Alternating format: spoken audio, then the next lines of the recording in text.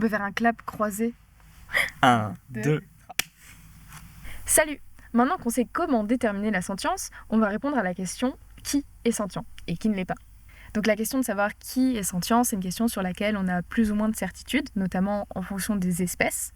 Et donc on va détailler un peu tout ça en fonction des différentes catégories d'animaux. On va commencer du coup par ceux dont on a quand même une bonne certitude sur le fait qu'ils soient sentients. Donc on ne va pas s'attarder dessus, tout ce qui est mammifères, oiseaux, céphalopodes, donc humains compris. Alors, on est assez sûr quand même qu'il y a sentience. Donc les céphalopodes, pour préciser, c'est les poulpes, par exemple. Ouais. Du coup, la grosse question, le débat, un peu récent depuis le début des années 2000, c'était la question de la sentience des poissons. Ça fait plus de 20 ans, du coup, ça fait exactement 20 ans, en 2023, qu'on réfléchit à ça. Maintenant, on a une très forte plausibilité, on l'a vu plus en fait que les oiseaux. Donc si on considère que les oiseaux sont sentients, les poissons sont sentients. Je pense que maintenant on peut le dire, c'est assez clair. Avec cette petite précision quand même que les poissons c'est une catégorie très large, qu'on a testé que sur quelques espèces et qu'en plus c'est une catégorie pas très rigoureuse en biologie de parler. C'est pas une catégorie systématique du tout de parler des poissons. Donc en fait il y a toujours la possibilité que les poissons très éloignés de ceux sur qui on a testé la présence d'indicateurs soient peut-être pas sentients, mais disons qu'on généralise parce qu'il faut bien et parce qu'on fait toujours des généralités quand on parle de sentience de toute façon. Pour préciser du coup, qu'est-ce qu'on veut dire par le fait que le groupe poisson soit pas un vrai groupe phylogénétique. En fait, il n'y a pas d'ancêtre commun qui regroupe tous les poissons et qui n'inclut que des poissons. Et dans le sens où, par exemple, les poissons osseux, comme les sélacantes, sont plus proches de nous que des poissons cartilagineux comme les requins, et qui eux-mêmes sont plus proches de nous que des poissons sans mâchoire comme les lamproies. Ouais.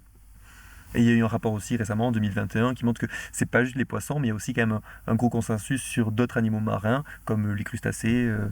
C'est ça, c'est un consensus de la London School of Economics, donc en Angleterre, un ensemble de scientifiques spécialistes de la sentience qui ont écrit ce rapport pour justement évaluer selon tous les indicateurs les plus usuels, disons, qu'on utilise. Ils ont pris la liste la plus consensuelle et ils ont regardé, ils ont testé pour les céphalopodes, donc les poulpes notamment, et les décapodes, donc notamment les crevettes, par exemple, ou les homards. Et ils ont vu que tant les céphalopodes que les décapodes cochaient suffisamment de critères, disons suffisamment d'indicateurs de la sentience pour qu'il y ait une très forte plausibilité que tant les céphalopodes que les décapodes sont sentients. Ouais. Et peut-être pour préciser là-dessus, il y a notamment les crevettes qui ont été testées et où ils disent qu'il n'y a pas suffisamment d'indicateurs pour avoir une certitude, mais les autoristes précisent bien qu'il y a surtout un manque de données en fait, et c'est peut-être on va sûrement en parler après, mais on a la même problématique sur les insectes, c'est qu'en fait il y a plein d'indicateurs qui ont tout simplement pas été testés et on est plus sur de l'absence de preuves plutôt que sur une preuve que ce sont des individus qui ne sont pas sentients. C'est quelque chose qu'on retrouve beaucoup dans le débat sur la sentience des insectes. C'est le gros débat, disons, actuellement, maintenant qu'on peut dire que les poissons... le débat continue et on avance toujours dans les recherches, mais disons, le gros point d'incertitude en ce moment, c'est la question de la sentience des insectes.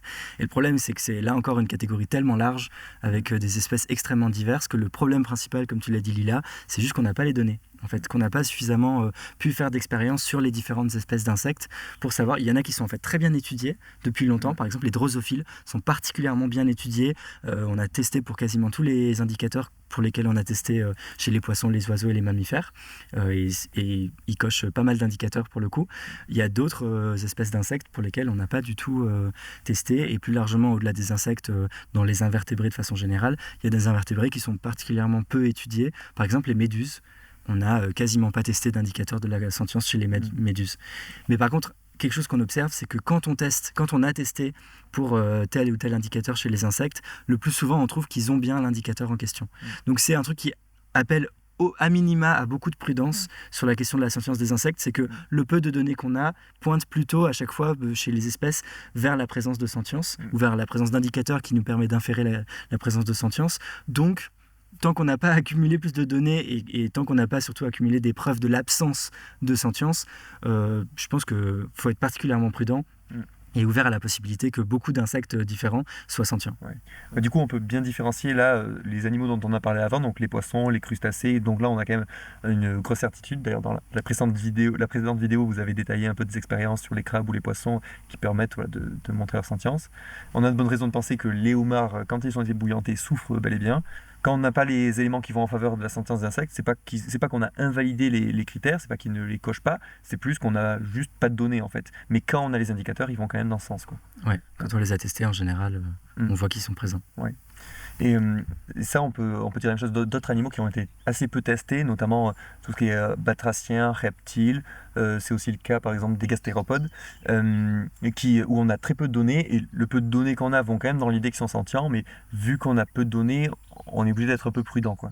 Oui, puis je pense que de façon générale, on peut reconnaître que au-delà de ça et au sein des autres invertébrés, il y a tellement d'incertitudes et tellement peu de données encore que la science est en train d'avancer sur cette question-là, mais on manque de données pour le moment pour affirmer quoi que ce soit de très certain, quoi. Ouais. Je pense qu'il y a quelque chose qui, personnellement, me paraît assez contre-intuitif. Je sais pas, ça va dépendre des gens, mais c'est que là, avec les données qu'on a sur les insectes, notamment que les insectes, avec leur comportement observé, aussi le fait qu'ils aient un système nerveux central qui est aujourd'hui considéré comme un critère quand même d'un point de vue physiologique assez important, et bien finalement, la sentience des insectes paraît quand même on a un degré de certitude dans la sentience des insectes qui est plus élevé que pour d'autres animaux comme les bivalves, donc les huîtres, les moules, qui finalement ont un système nerveux qui n'est pas centralisé et dont on a quand même pas mal de doutes sur la sentience, quoi. On manque aussi beaucoup de données sur ces individus-là, quoi. On a vraiment très très peu d'études en fait, tout simplement. Et après, au niveau des bases biologiques, effectivement, c'est un peu plus incertain parce qu'elles n'ont pas de système nerveux centralisé. Les moules de mémoire ont un réseau de ganglions neuronaux qui pourraient du coup éventuellement avoir un rôle analogue au système nerveux et donc traiter les informations et permettre potentiellement une forme de sentience. Mais vraiment, on n'en sait rien en fait. On n'a juste pas de données. Et c'est pas une question qui est tranchée, quoi. C'est une question qui reste ouverte. Je pense qu'une question qu'on peut souvent se poser, ce qui est par rapport à la sentience des plantes aussi, parce qu'effectivement, on parle de sentience des animaux, mais là, ça peut aussi concerner d'autres individus. Et on voit beaucoup passer de choses sur la sentience des plantes, et les études convergent quand même plutôt dans le fait qu'elles ne soient pas du tout sentientes, et elles vont plutôt dans le sens qu'on se questionne sur la sentience de certains animaux. Il y a déjà certains animaux dont on n'est pas sûr, mais tout ce qui n'est pas animal, a priori, il n'y a aucun individu non animal qui serait sentient.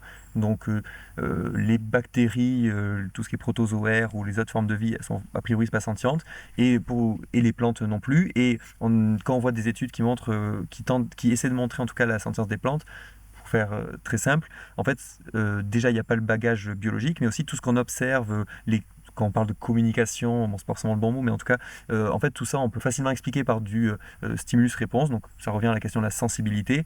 Et après, on n'a vraiment pas de raison de penser que ce soit autre chose que juste cette réaction. Il n'y a pas de transmission quand on touche une plante à un endroit. Il n'y a pas vraiment de transmission qui fait qu'elle pourrait ressentir à une autre partie de son corps. Ouais. Oui, c'est déjà assez clair qu'il y a plein de preuves que beaucoup de plantes différentes sont sensibles, par exemple sensibles à la lumière, sensibles à leur environnement, qu'elles peuvent réagir, mais il n'y a pas de preuves robustes du tout qui montreraient ou pas d'indicateurs présents ou pas de substrat physiologique qui permettrait la capacité de sentience chez les plantes, et donc a priori il n'y a pas de ressenti subjectif chez les plantes. Ouais. Si on reprend un peu les trois grosses catégories d'indicateurs, donc les comportements, déjà il y a des chercheurs qui disent que le terme de comportement est déjà pas trop adéquat pour vous parler des plantes, mais en tout cas que ce qu'elles font en tout cas n'est pas gage de sentience. Et ensuite, ce qui est niveau biologique, elles n'ont pas le bagage. Il y a aussi le côté évolutif, c'est qu'on peut se dire qu'elles ont a priori pas trop d'intérêt du point de vue de l'évolution à avoir acquis la sentience. Notamment par le fait qu'elles ne peuvent pas se déplacer. La mobilité, c'est quand même... La sentience a plus de sens dans le cadre de la mobilité parce que ça peut permettre d'adapter nos comportements, notamment nos comportements de fuite à une situation. Et effectivement, les plantes, comme elles n'ont pas de mobilité, ça pourrait être beaucoup plus coûteux de ressentir la douleur sans pouvoir faire grand-chose plutôt que de juste pas ressentir la douleur. Et une deuxième chose, c'est que par rapport à ce que tu disais, aux termes qui sont parfois employés, déjà, on en revient un peu à la question de la plurisémantique, de l'aspect plurisémantique des termes quand on parle de sensibilité, un peu ce qu'on a dit au début, du fait que ça peut avoir plusieurs définitions et que du coup ça peut être un peu confusant. On a un peu la même chose avec le stress. Dans certaines études, on peut parler il peut y avoir la mention du stress infligé aux plantes. Il ne faut pas le prendre dans le même sens que le stress que nous, on ressent, l'état un peu qu'on pourrait dire d'anxiété. Mais voilà, du coup, il faut faire attention peut-être aux mots qui sont employés. Pareil, quand on parle de communication, on pourrait dire en fait la communication des téléphones, ou que nos neurones communiquent les uns avec les autres. Ça n'implique pas nécessairement une sentience. Voilà. Il n'y a pas forcément d'intention. Exactement. Ouais. Sur le fait que les plantes ne peuvent pas se déplacer, par exemple, on peut dire la même chose de certains animaux dont on doute pas mal de la sentience, comme les coraux ou les éponges. En tout cas, il y a d'autres animaux aussi qui ont un système nerveux qui n'est pas centralisé et qui est assez restreint, même s'il y en a quand même un, comme tout ce qui est étoile de mer, concombre de mer, voilà, où on se pose vraiment la question. On a quand même peu de plausibilité qu'il soit sentient, mais on n'est pas non plus comme les plantes à se dire c'est impossible qu'il soit sentient, quoi. Les éponges, c'est un bon exemple, parce que les éponges, elles ne se déplacent pas, et a priori, il n'y a aucun substrat biologique qui pourrait soutenir la sentience. Notamment, il y a une absence totale de neurones. Donc à partir de là, c'est quand même très très improbable que les individus de cette espèce soient sentients. Donc voilà, c'est les quelques individus sur lesquels on penche plutôt du côté de l'absence de sentience, au même titre que les plantes. Et du coup, là, on vient de parler des animaux ou des autres formes de vie non animales qui pourraient être sentients, mais il y a un sujet important à traiter aussi, qui est la sentience des humains, des fœtus humains notamment, et qui peut avoir des conséquences aussi sur les questions d'avortement, par exemple. On peut se demander, enfin, ça revient même dans le débat, on se dit, est-ce qu'on considère le fœtus comme une personne ? Et du coup, d'un point de vue scientifique, le fait qu'il soit sentient, la question se pose, quoi. Ouais, juste pour faire une petite parenthèse, je pense qu'on peut dissocier la question de la sentience de la question de la personnalité, mais effectivement, on peut aussi trouver certains auteurs et certaines autrices qui défendent le fait que la personnalité est dépendante de la présence de sentience. Mais bon, c'est un débat qui est plutôt de l'ordre des questions éthiques et juridiques. Mais voilà, pour parler de la sentience, effectivement, on peut raisonnablement supposer que, comme à peu près toutes nos capacités, elles arrivent à un moment donné dans le développement, que c'est pas quelque chose qui est présent dès la fécondation directement dans les gonades, quoi, ou dans les cellules reproductrices. Ça aurait pas vraiment de sens. Mais du coup, la question qui se pose, c'est quand est-ce que cette fonction apparaît, quand est-ce que la capacité à ressentir la douleur, à minima, apparaît. Et ça, c'est une question, effectivement, comme tu l'as dit, qui a des conséquences potentiellement sur le droit à l'avortement. Et donc, c'est une question sur laquelle des équipes de recherche se sont penchées. C'est très pénible à dire.